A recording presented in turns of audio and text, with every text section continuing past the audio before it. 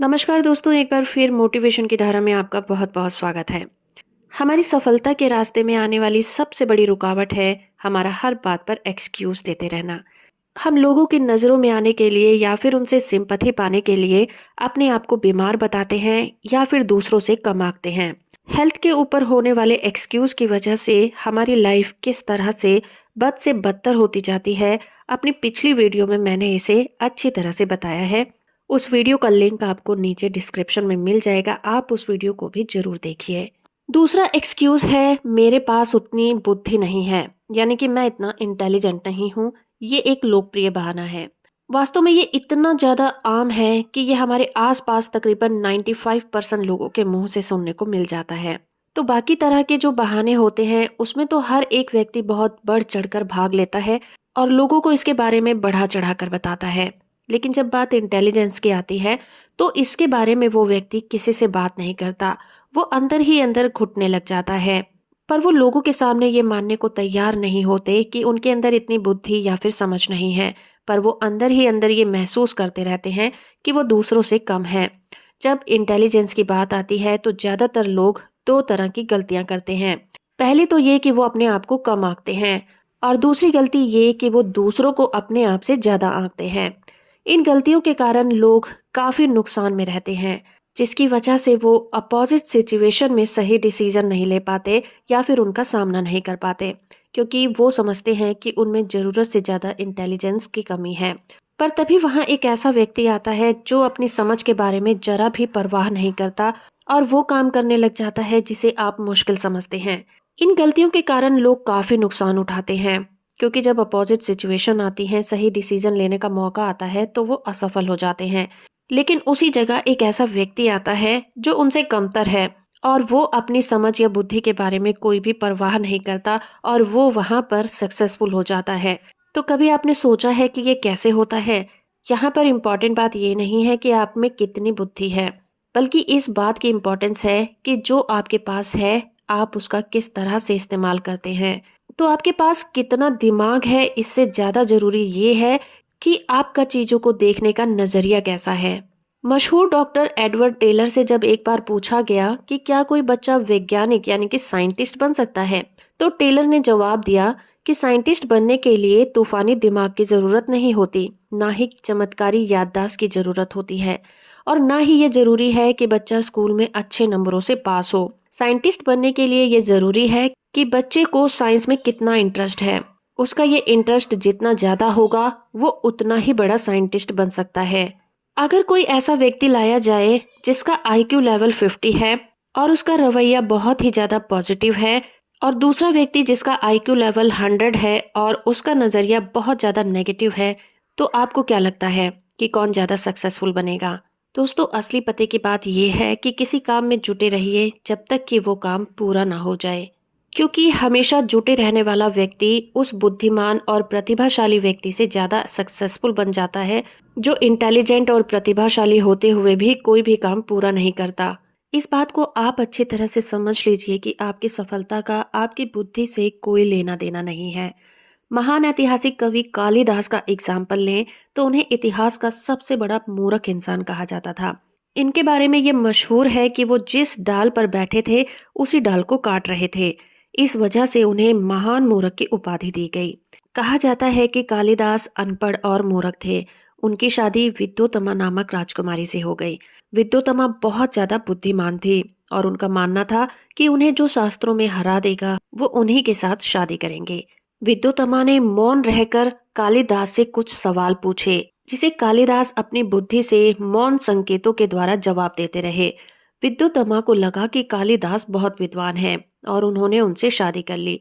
शादी के बाद विद्योतमा को समझ आ गया कि वो अनपढ़ ही नहीं बल्कि मूर्ख भी हैं। फिर विद्योतमा ने यह कहकर कालिदास को घर से निकाल दिया कि पहले उन्हें शिक्षा प्राप्त करके विद्वान बनना होगा, तब उनके पास आना होगा। ये बात कालिदास के मन को छू गई और वो माँ सरस्वती के मंदिर में जाकर तपस्या करने लगे। माँ सरस्वती प्रसन्न होकर उनकी जबान पर बैठ गई और उन्हें देखते ही देखते हर प्रकार का ज्ञान हो गया।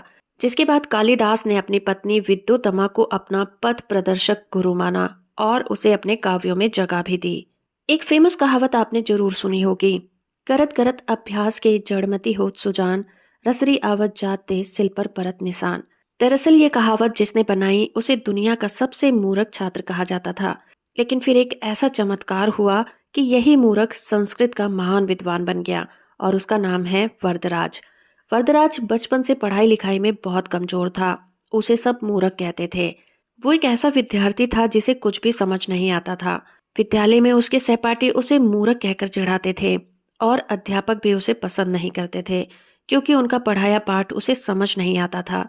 फिर एक दिन हार मानकर उसने अपना विद्यालय छोड़ दिया और अपने घर वापस जाने लगा। तभी रास्ते में उसे प्यास लगी तो उसने कुआं देखा और वहां जाकर पानी पीने लगा। तभी उसकी नजर उस पत्थर पर पड़ी जिस पर रस्सी की रगड़ से निशान पड़ गए थे। तब उसे समझ आ गया कि बार बार अभ्यास करने से सब कुछ संभव है। अगर एक मामूली सी रस्सी की बार बार रगड़ से चट्टानों पर निशान पड़ सकते हैं, तो बार बार पढ़ने से उसे विद्या क्यों नहीं आ सकती। ये सोचकर वो वापस अपने विद्यालय गया और अध्यापकों से एक और अवसर मांगा, और जिसके बाद उसने इतिहास रच दिया। The magic of thinking big के राइटर 10 साल बाद अपने एक पुराने दोस्त चक से मिले।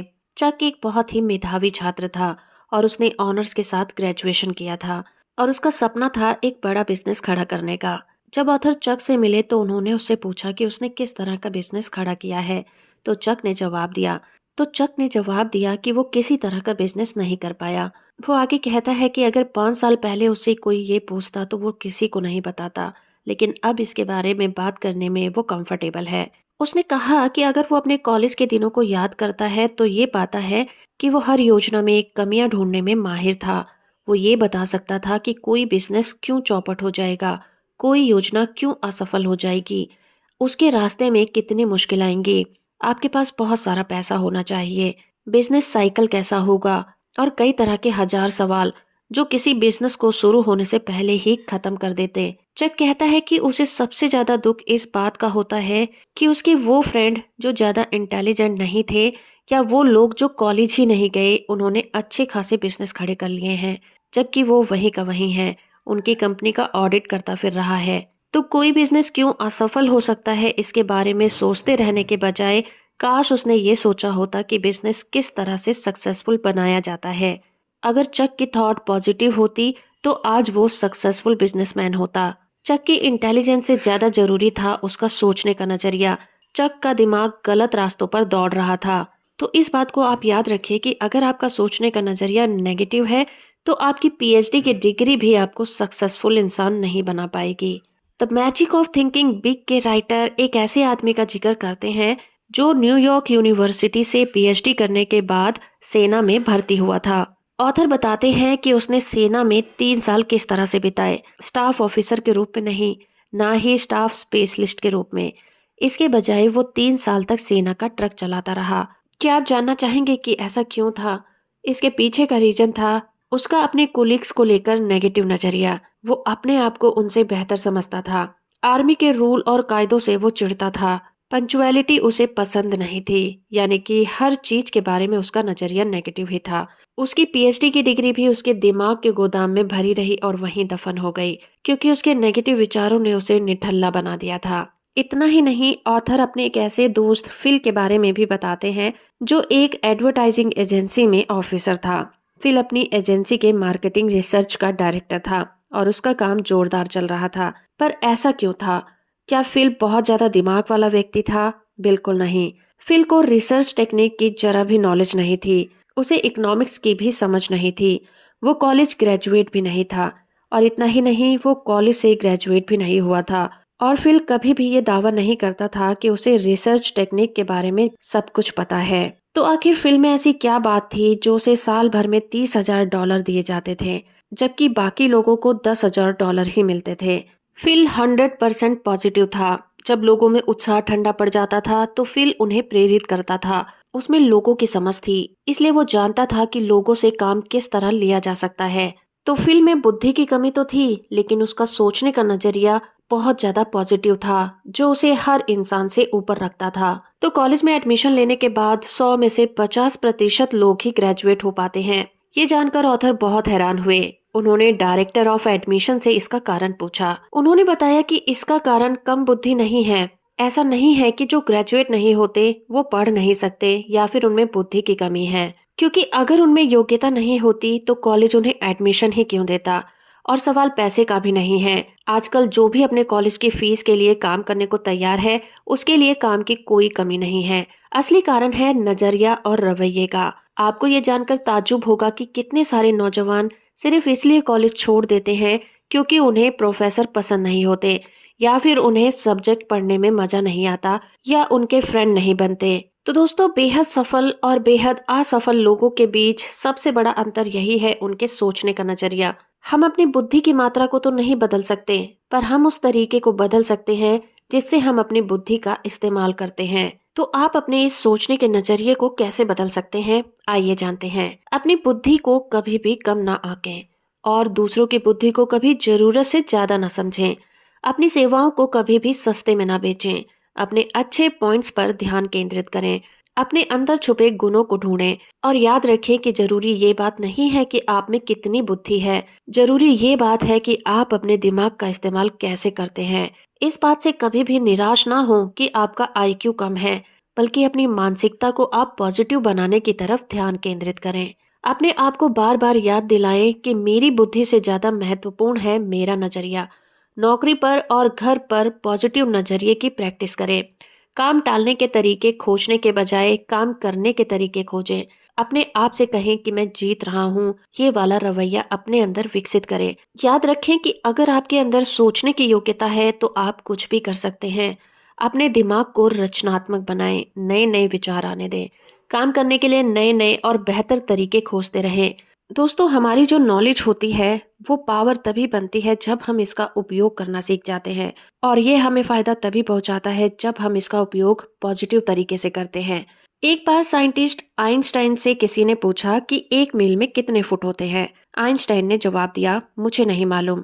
मैं अपने दिमाग में ऐसी जानकारी क्यों भरूं जो मैं किसी भी किताब से 2 मिनट में हासिल कर सकता हूँ। तो आइंस्टीन का मानना था कि हमें अपने दिमाग को फैक्ट्स या फिर जानकारी का गोदाम नहीं बनाना चाहिए। इसके बजाय ये ज्यादा जरूरी है कि हम सही तरीके से सोचें। इसी तरह से एक बार हेनरी फोर्ड से शिकागो ट्रिब्यूनल पर मानहानि का मुकदमा ठोक दिया गया था। कारण ये था कि उस अखबार ने फोर्ड को अज्ञानी कह दिया था। फोर्ड ने उनसे यह सिद्ध करने को कहा।